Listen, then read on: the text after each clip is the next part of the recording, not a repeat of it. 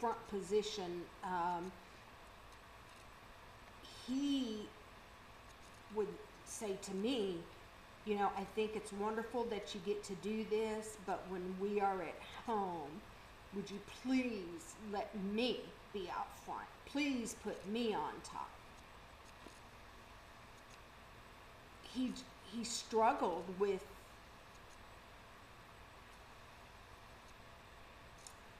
needing to be recognized and just, I don't, anyways, whatever. I could just go on and on. It's just not even worth it. But, Vonda, if you are listening to this, I do, want to say that, you know, in your testimony, you made the comment that, initially you didn't realize that he was the one for you because you knew he had been married and you just didn't think that God would have someone for you that was previously married, or you said that you didn't want to raise someone else's child.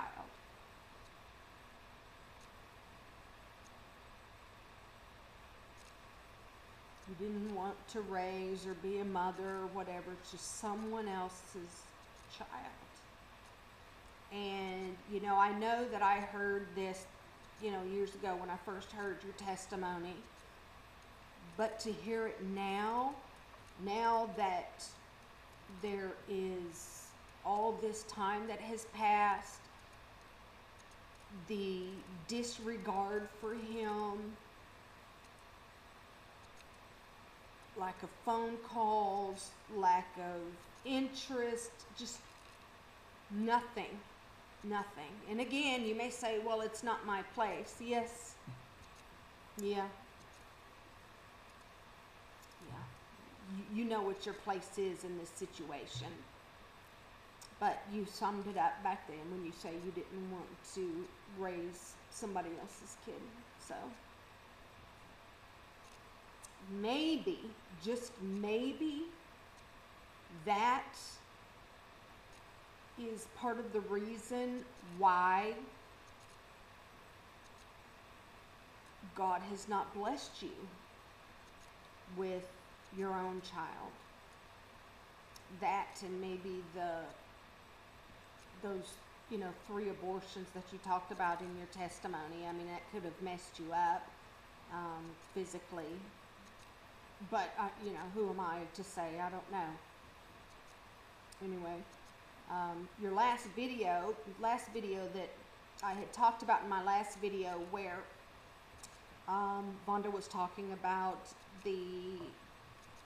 where they were stopping the Ask the Prophet show.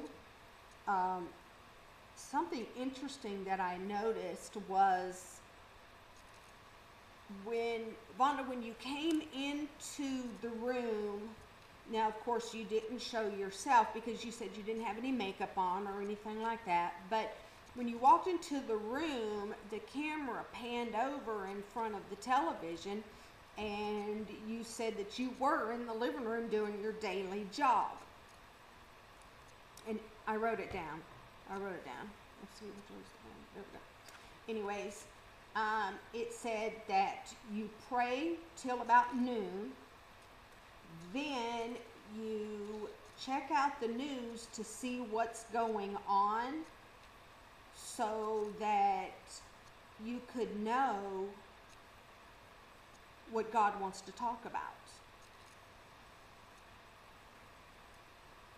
Let's just pause on that for a moment and think about that. I guess people do things different than I do, or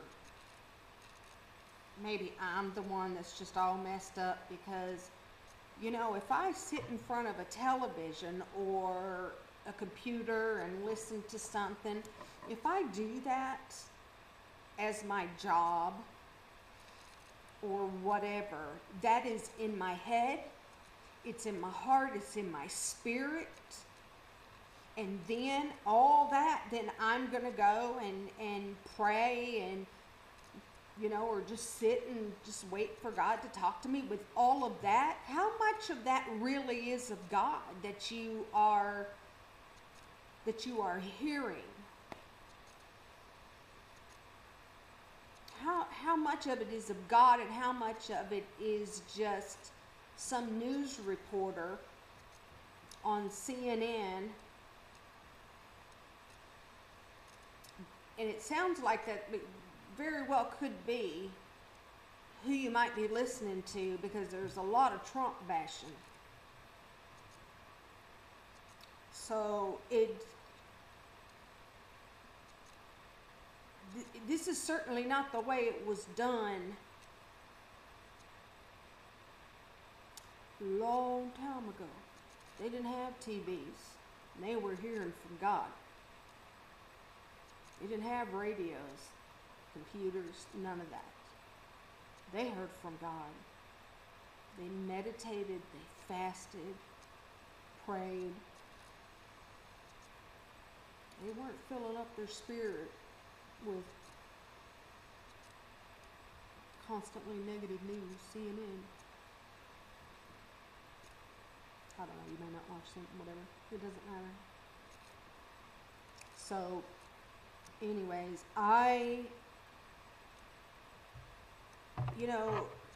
one time I had a dream, and this was during the time when my ex-husband and I were going through some things, and this message, I know, it was so obvious, but I dreamt that me and a couple of my family members were outside of a house, and we were walking around, and there was these some stones, large stones that you would step on, and as I was walking, there was a snake there laid across, and the snake, I didn't feel like if I went outside today and saw a snake, I would kill myself probably trying to get away from it. I am horrified. You have no idea. Like, I am just literally terrified of snakes. To me, it's just Satan. I can't do them. But in this dream, there was something very familiar about this particular snake. And though I was fearful, it wasn't that immediate, the normal, being just terrified. It wasn't that feeling. Even though I was scared, it wasn't as strong a feeling. But that snake, the color of the snake was camouflaged, just all camouflaged. And when I woke up, I knew immediately what that snake represented for me. And that was the ex, because he's in the Army, and he always had on his camouflage uniform. So Vonda,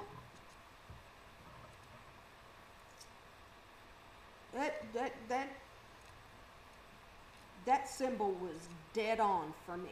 So watch for that in your dreams, because I wish you luck. The chase, I feel that the chase is what the ex was looking for. And you gave him you put up a good fight for a short amount of time. You said you met early in 2008 and then married in August of 2008. So it didn't take long. divorce didn't take long. It was rushed through. But, anyways, whatever.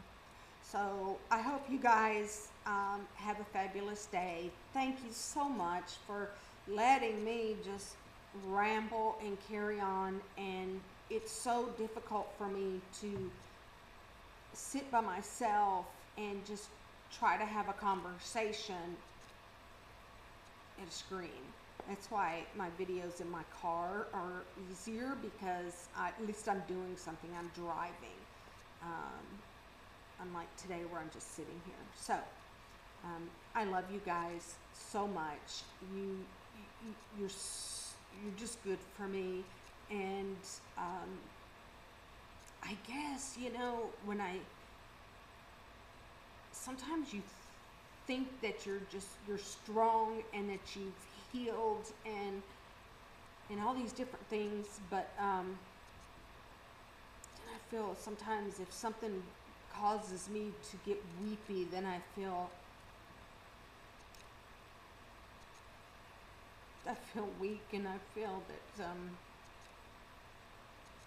I just haven't succeeded. I don't know. Anyways, keep praying for me, and praying for us, me and my little guy, and I love y'all, and y'all have a fantastic Thursday afternoon.